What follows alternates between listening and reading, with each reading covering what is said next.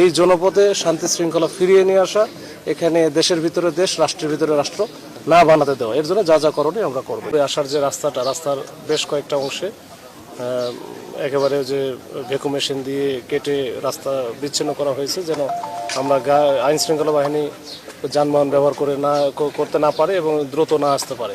এবং এর পাশাপাশি আমাদের এখানে দুইটা ক্যাম্প ছিল, একটা ওই যে একেবারে শুরুতেই, আর আরেকটা হচ্ছে আলীনগর, যেটা যে আমরা যেখানে আছি এটা একেবারে শেষ মাথায় প্রান্তে। তো এইখানেই মূলত আমাদের নতুন একটা অস্থায়ী ক্যাম্প হচ্ছিল, ওটা নির্মাণাধীন ছিল, আমাদের ফোর্স এখনও ওঠে নাই।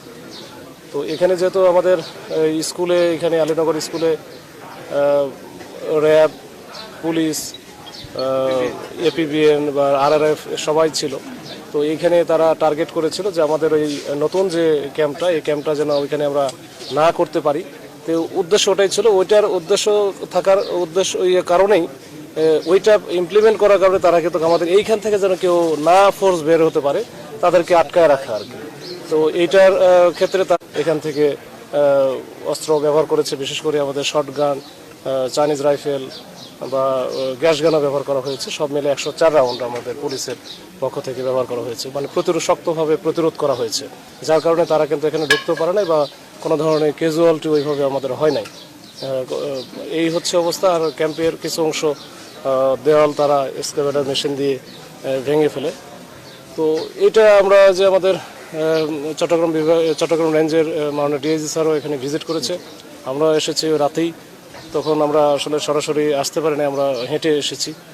তো এখন পর্যন্ত ওই ঘটনা বাদ দিয়ে মোটামুটি এখন পর্যন্ত এখানে তারা এই ঘটনা ঘটার পরপরই ওই রাত্রে শেষ রাতের দিকে, বিশেষ করে 4টা-5টার দিকে তারা কিন্তু এখান থেকে চলে যায়। তারা ওই যেহেতু পাহাড় আছে এখানে, পাহাড়ের ওইদিকে চলে যায়। এই হচ্ছে অবস্থা। আমাদের কোনো পিছুপা বা পিছানোর কোনো সুযোগ নাই।